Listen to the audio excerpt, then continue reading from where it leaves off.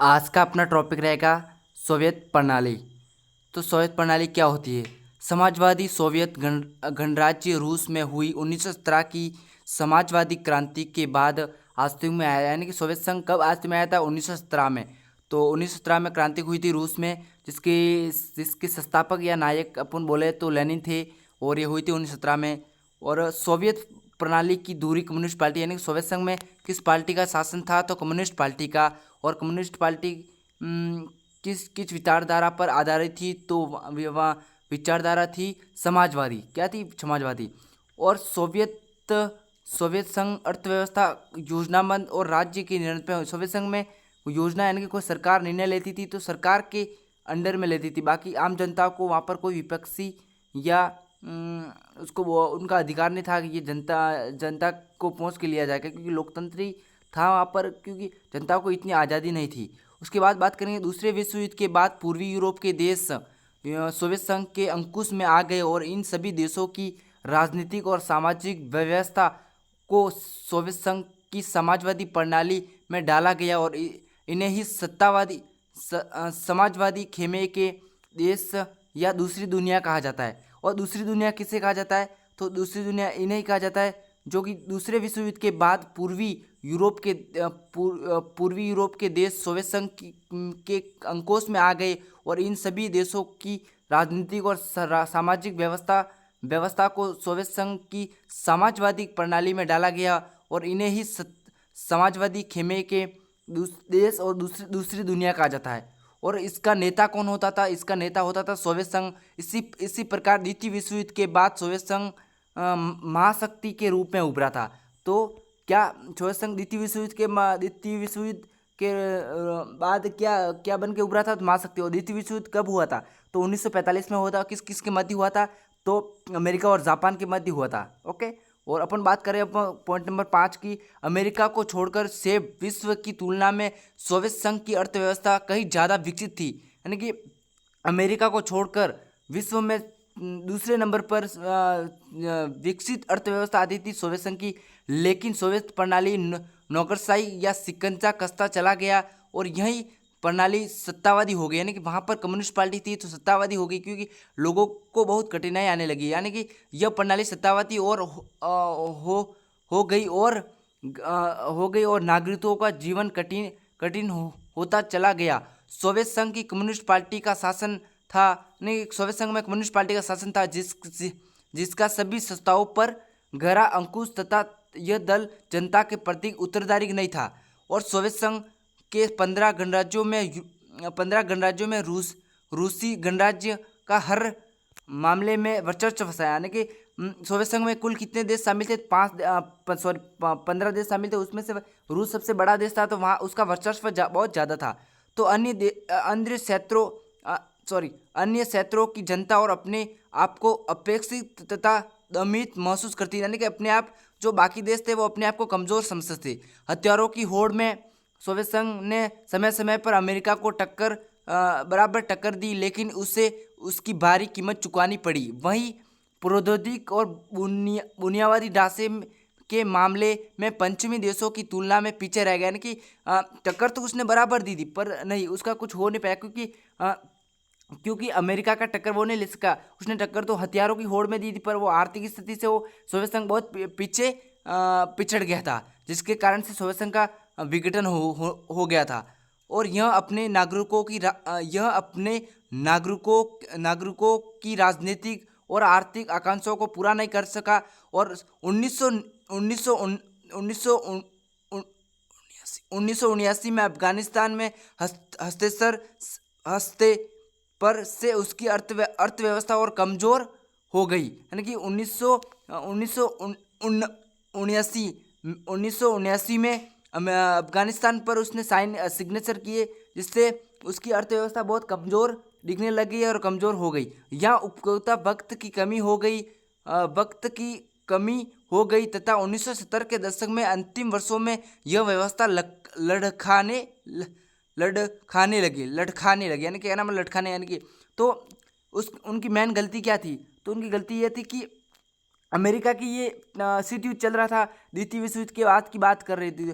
शीत युद्ध से हथियारों की होड़ कर रहा था। अपने आर्थिक स्थिति को देखा नहीं इसने कि मेरे मेरे देश में क्या हो रहा है। ओके, और उसके बाद बात करते हैं अपन क्वेश्चन नंबर पॉइंट नंबर दूसरे की, जिसमें ये उसके बाद बात करते हैं अपन दूसरे क्वेश्चन की। हाँ, गोरबाचेव और सोवियत संघ का विघटन, ये अपना दूसरा टॉपिक चल रहा है। गोरबाचेव और सोवियत संघ का विघटन 1980 के दशक के मध्य में गोरबाचेव सोवियत संघ के कम्युनिस्ट पार्टी के महासचिव बने। तो ये कम्युनिस्ट पार्टी के महासचिव कब बने थे? 1980 के दशक में बने थे, और उसमें पश्चिमी देशों के साथ संबंधों को सामान्य बनाने का प्रयास किया था इसने। किसने किया था? मिखाइल गोरबाचेव ने। और सोवियत संघ को लोकतांत्रिक रूप में देने व सुधार करने का फैसला किया था। कि वहाँ पर समाजवादी पार्टी थी, तो जिसके कारण से बहुत लोगों को कठिनाई हो रही थी, तो इसने क्या कि लोकतांत्रिक को अपनाने का फैसला लिया, इस फैसले के कारण से सोवियत संघ का विघटन का कारण भी बना था एक। तो इसने बहुत एक बार अच्छा भी किया और लोगों के लिए अच्छा किया, पर बाकी ये फैसला बहुत गलत था। और उसके बाद पॉइंट नंबर इसी पॉइंट में पहला पॉइंट चलेगा अपना, पूर्वी यूरोप के समाजवादी सरकारों जनता के दबाव में एक के बाद एक गिर गई। यानी कि वहाँ पर जो समाजवादी पार्टी थी, जो कि लोकतंत्र का फैसला सुनाया, तो लोकतंत्र को यहाँ अपनाया जाएगा, जिसके कारण से लोगों को पता था कि एक सरकार, पहले लोगों को आज़ादी, बोलने की आज़ादी नहीं थी, और वहाँ पर कम्युनिस्ट समाजवादी पार्टी यानी कि सामूहिक रूप से बहुत लोगों को कठिनाई हो रही थी।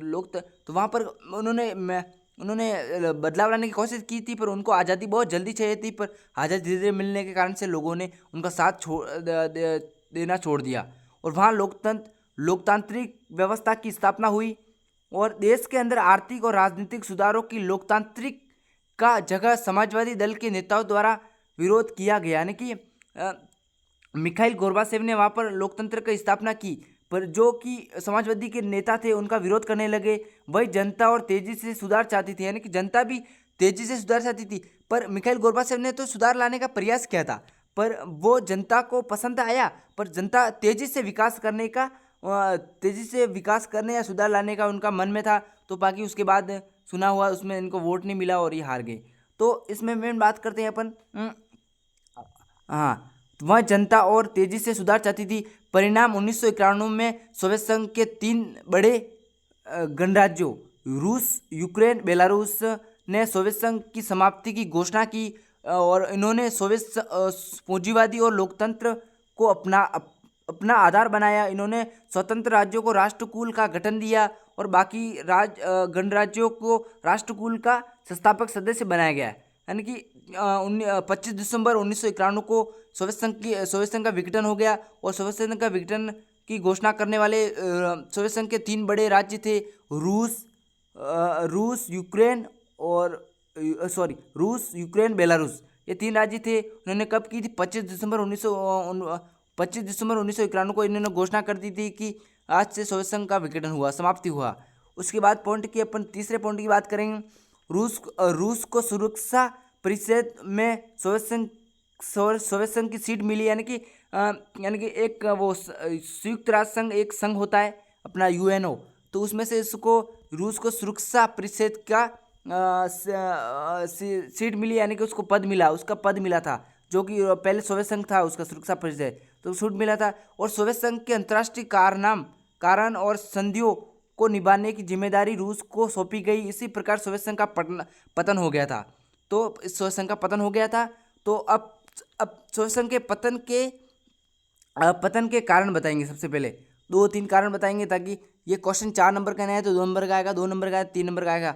तो अपन बात करें सोवियत संघ का मेन कारण क्या था, कि मिखाइल गोरबाचेव ने सुधार का प्रयास नहीं करना चाहिए था ना।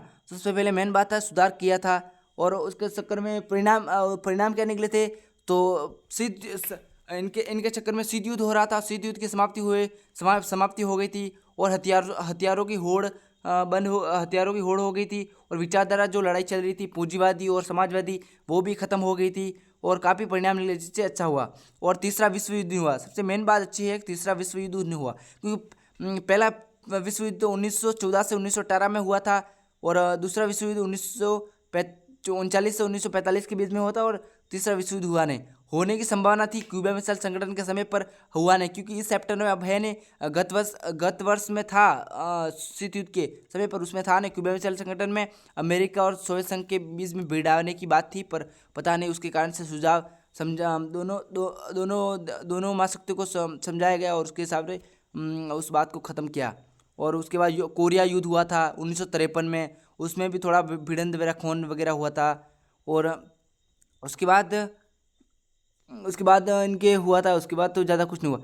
उसके बाद अपन बात करते हैं कि मिखाइल गोर्बाचेव और क्यूबा मिसाइल संगठन के समय सोवियत संघ के राष्ट्रपति थे निकिता क्रुश्चेव।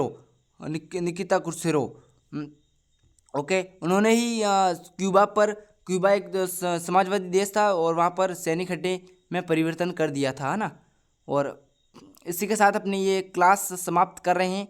और दोस्तों इस वीडियो पसंद आया या आपको समझ में आया तो लाइक करें, सब्सक्राइबर करें, आगे से आगे शेयर करें, ताकि दूसरों को भी सहायता प्रदान हो। और मैं भी, आपको पता ही होगा कि मैं भी नया यूट्यूबर हूँ, यानी कि नया पढ़ा रहा हूँ कि ताकि आपको समझ में आया तो अच्छी बात है, और नहीं आया तो भी अच्छी बात है, क्योंकि मैं भी नए आपकी तरह स्टूडेंट हूँ। वैसे ऐसा कुछ नहीं है कि गवर्नमेंट सर्विस वैसा सिस्टम नहीं है। ओके, तो इसके साथ जय हिंद, जय भारत।